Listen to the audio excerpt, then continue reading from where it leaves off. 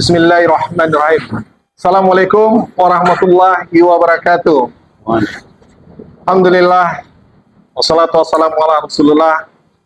Wala haula wala quwata illa billah.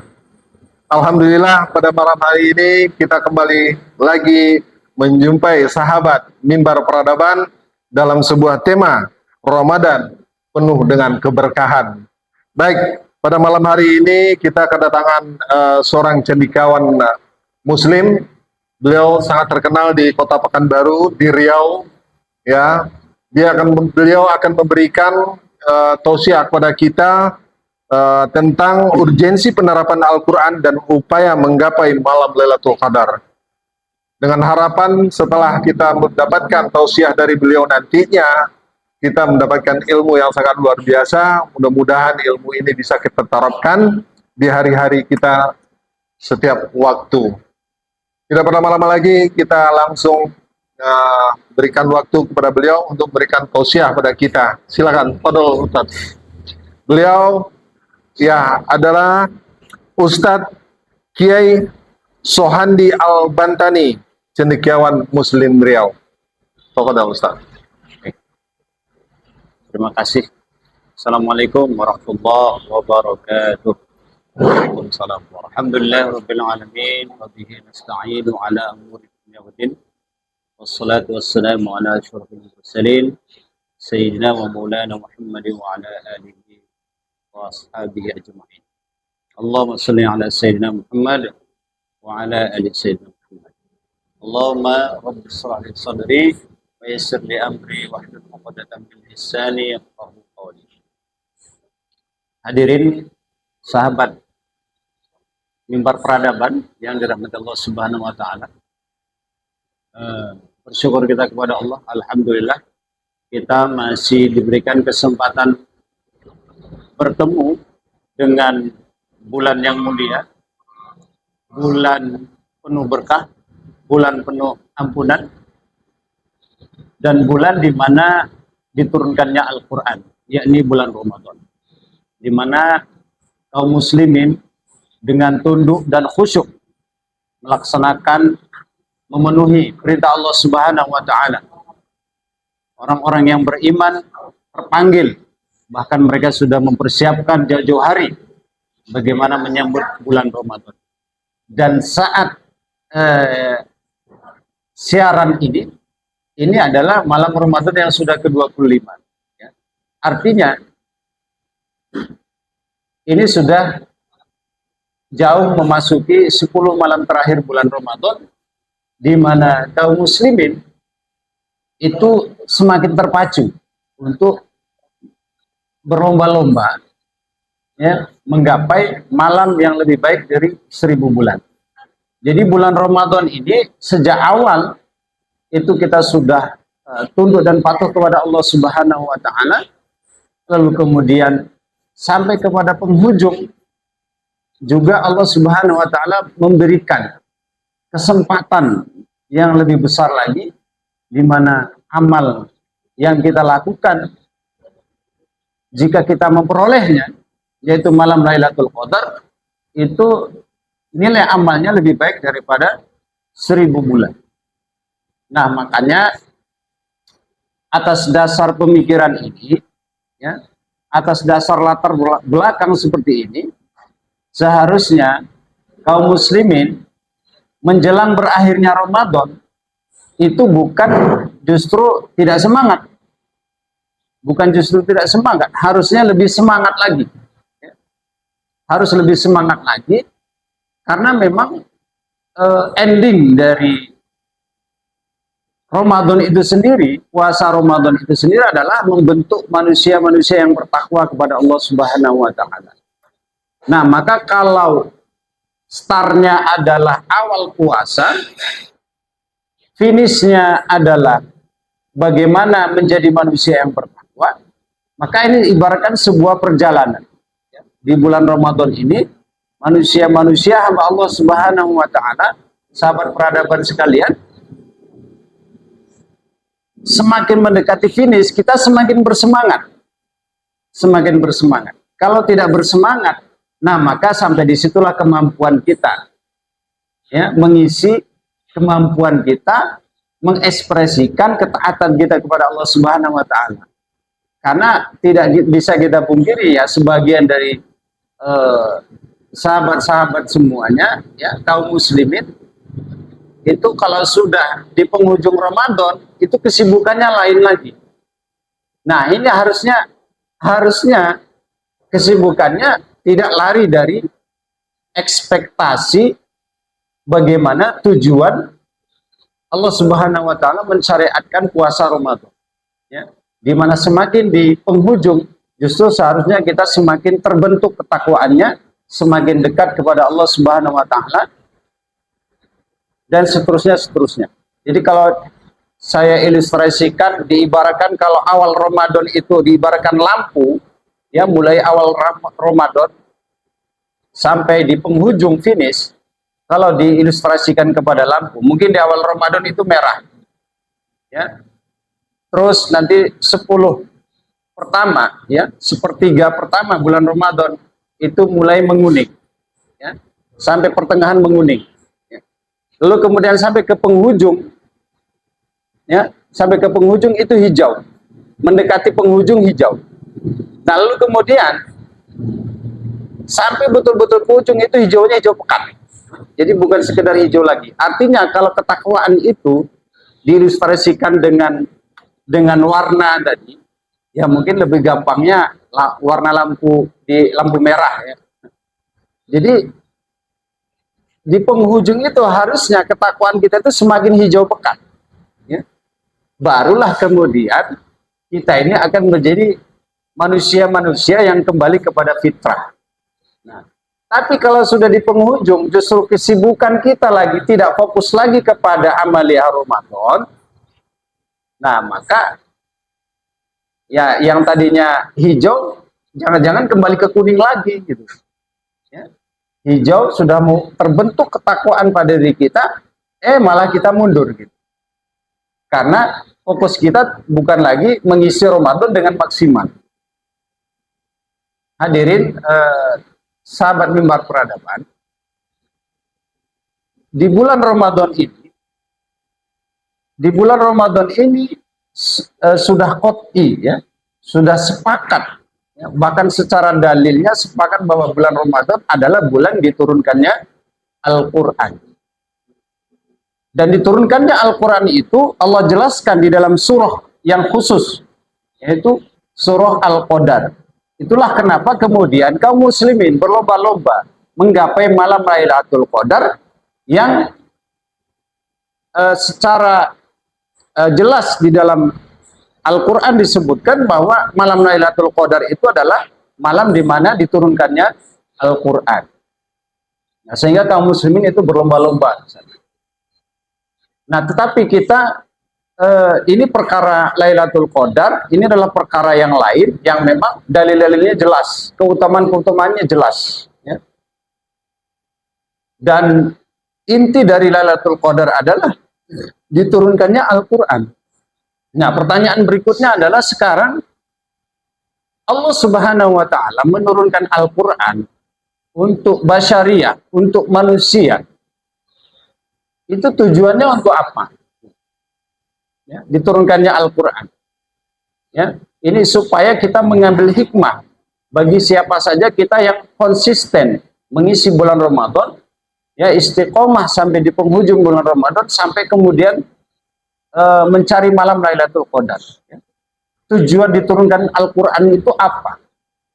Nah, tentu di dalam Al-Quran sendiri Allah Subhanahu wa taala menjelaskan bahwa fungsi Al-Quran itu adalah sebagai hudan linnas, ya. Yang pertama itu adalah sebagai petunjuk bagi manusia. Petunjuk agar manusia ini berjalan hidupnya sesuai dengan koridor yang benar. Kalau kita tidak mengikuti petunjuk itu, nah berarti kita sudah keluar dari koridor yang benar. Berarti jalan hidup kita itu salah. Makanya ketika Al-Quran di pembahasannya di dalam Al-Quran itu sendiri dikaitkan, dihubungkan dengan bulan Ramadan, Allah Subhanahu wa taala menyatakan dalam surah Al-Baqarah ayat 185, ya, sebagai kelanjutan dari perintah puasa. Apa kata Allah? Syahrul Ramadan alladzi unzila fihi al-Qur'an. Pada bulan Ramadan itulah ya, diturunkannya Al-Qur'an, unzila fihi al-Qur'an. Apa fungsi Al-Qur'an tadi? Hudan linnas, sebagai petunjuk bagi manusia. Lalu bukan sekedar sebagai petunjuk saja, tapi fungsi Al-Qur'an itu adalah wabayyinatin minal huda wal furqan, dan sebagai penjelas mana yang petunjuk, mana yang bukan petunjuk. Nah, jadi Al-Quran itu sebagai hudan dan sebagai bayinat, sebagai al-furqan, sebagai pembeda. Pembeda mana yang dia kebenaran, mana dia yang kebatilan. Dan itu Allah Subhanahu wa taala turunkan di bulan suci Ramadan. Nah, maka kalau kita ambil hikmah lain, bahwa Al-Quran itu jelas disebutkan di dalam Al-Baqarah ayat 185 tadi, itu sebagai hudan, sebagai petunjuk, kemudian sebagai pembeda mana yang petunjuk, mana yang bukan petunjuk. Nah, seharusnya kita konsen, selain kita konsen kepada menggapai malam Lailatul Qadar di mana diturunkannya Al-Quran, kita konsen juga kepada bagaimana fungsi Al-Quran ini bisa diimplementasikan. Tujuan diturunkannya Al-Quran ini bisa diimplementasikan, yakni bagaimana agar ajaran-ajaran yang ada di dalam Al-Quran itu bisa membuming, bisa diterapkan di muka bumi ini. Hadirin mimbar peradaban yang dirahmati Allah Subhanahu wa taala, dulu di masa Rasulullah, Al-Quran dengan negara itu melekat. Jadi tidak ada pemisahan antara Al-Quran dengan pengaturan yang dilakukan oleh negara mengurusi urusan umat. Itu sudah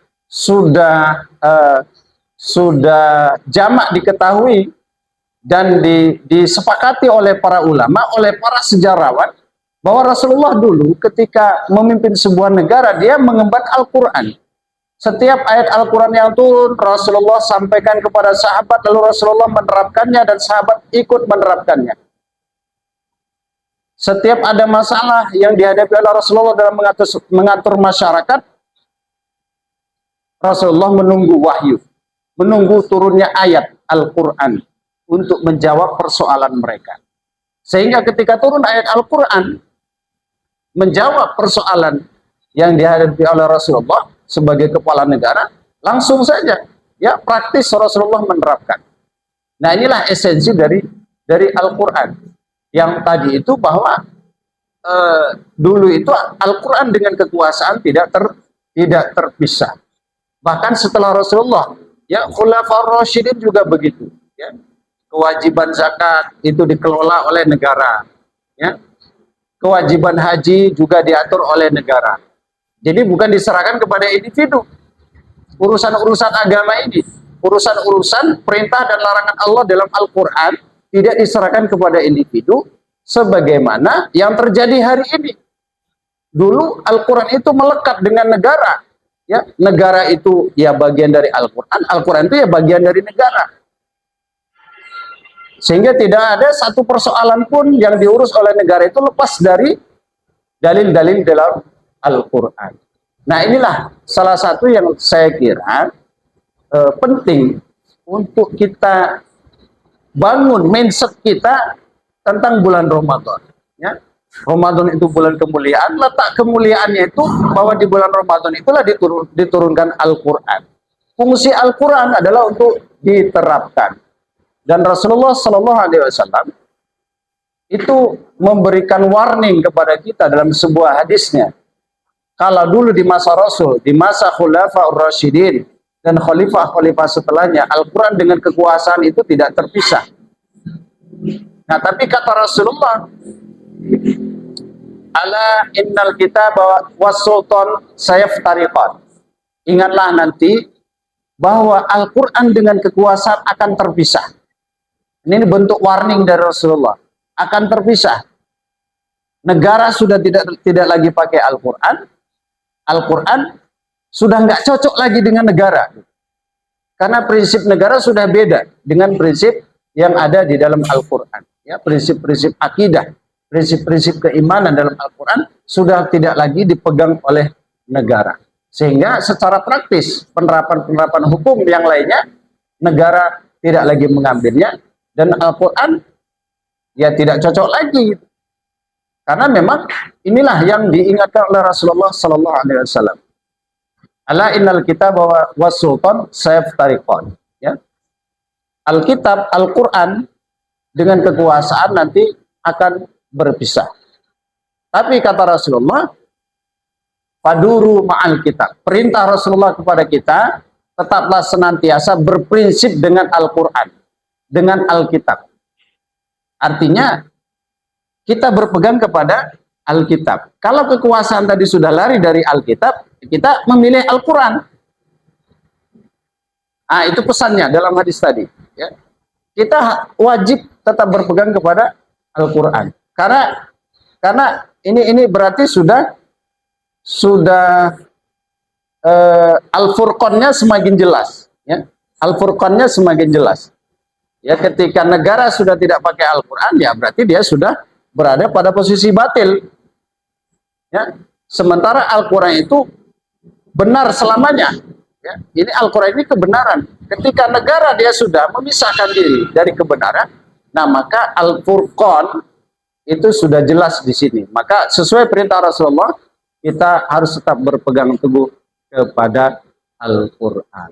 Hadirin jamaah yang dirahmati Allah Subhanahu wa taala, mari sama-sama kita berupaya bagaimana kewajiban agar Al-Quran ini bisa diterapkan, kewajiban agar hukum-hukum yang ada dalam Al-Quran bisa direalisasikan oleh negara, sama-sama kita perjuangkan, sama-sama kita wujudkan, karena ini konsekuensi dari keimanan. Saya mengutip qaul dari sahabat Rasulullah SAW yang dikutip di dalam kitab Al-Bidayah wa Nihayah karya Imam Ibnu Katsir. Kata Utsman bin Affan radhiyallahu anhu, kata beliau, kekuasaan itu bisa menjalankan, menerapkan, mengamalkan apa yang tidak bisa dijalankan, apa yang tidak bisa diterapkan, dan apa yang tidak bisa diamalkan oleh Al-Quran. Jadi kalau Al-Quran ini jelas sebagai panduannya, nah maka untuk dijadikan sebagai panduan Al-Quran ini dia membutuhkan negara, ya. Membutuhkan negara. Nah makanya kalau kita lihat seperti tadi, ya di masa Rasulullah, ya pemimpin-pemimpin kaum muslimin setelahnya, ya ada seratusan lebih, ya sampai 1924 runtuh, itu tidak pernah dipisahkan antara Al-Quran dengan kekuasaan. Baru kali ini saja di era sekularisme, Al-Quran itu hanya jadi tumpuan dalam urusan spiritual, ya. Bahkan sebagian kita menjadikannya sebagai jimat, ya sebagai mencari keuntungan, ya keuntungan duniawi. Nauzubillah summa nauzubillah. Ini berarti sudah lari dari koridor fungsi Al-Quran diturunkan oleh Allah Subhanahu wa ta'ala. Mudah-mudahan di bulan Ramadan ini kita menjadi hamba-hamba Allah yang bertakwa, yang takut kepada Allah Subhanahu wa ta'ala. Terakhir, saya mengutip firman Allah Subhanahu wa ta'ala dalam surah Al-Hasyr ayat 21. Kata Allah Subhanahu wa ta'ala, a'udzubillahi minasyaitonir rajim. Lau anzalna hadzal Qur'an ala jabalin la ra'aitahu khashi'an mutasaddian min khasyatillah. Wa tilkal amsalu nadribuha lin-nasi la'allahum yatafakkarun. Al-Hasyr ayat 21. Seandainya Al-Quran ini, wahai Muhammad, kata Allah Subhanahu wa ta'ala, diturunkan kepada gunung. Dalam riwayat mufassir yang dikutip bahwa maksud jabal di kalimat ayat ini adalah gunung bebatuan. Jadi gunung bebatuan cadas, ya, gunung cadas. Jadi di mana letaknya? yaitu di Tursina, ya, Bukit Tursina dalam salah satu riwayat. Intinya bahwa kata Jabal di sini gunung yang tentu perspektifnya adalah di bagian timur tengah, ya, gunung bebatuan. Itu kalau diturunkan Al-Quran, maka gunung tadi itu, ya, dibebankan Al-Quran kepada mereka, maka gunung tadi akan hancur, ya. Khosyian mutasaddian min khosyatillah. Mereka akan khusyuk dan tunduk min khosyatillah, akan hancur lebur karena ketakutannya mengemban amanah itu. Ketakutannya takut tidak bisa mengamalkan Al-Quran. Ya, min khosyatillah. Watilkal amsalu nadribuha linnas. Itulah perumpamaan yang diberikan Allah Subhanahu wa taala untuk manusia. La'allahum yatafakkarun. Agar manusia mengambil ibrah, berpikir. Manusia bisa berpikir dari ilustrasi yang Allah Subhanahu wa taala jelaskan dalam surah Al-Hasyr ayat 21 itu. Maka hadirin jamaah yang dirahmati Allah Subhanahu wa taala, sekali lagi ini perkara akidah sebenarnya. Bagaimana sesegera mungkin Al-Quran itu menjadi solusi, sesegera mungkin Al-Quran itu diterapkan dalam setiap persoalan yang dihadapi oleh negara. Allahu a'lam.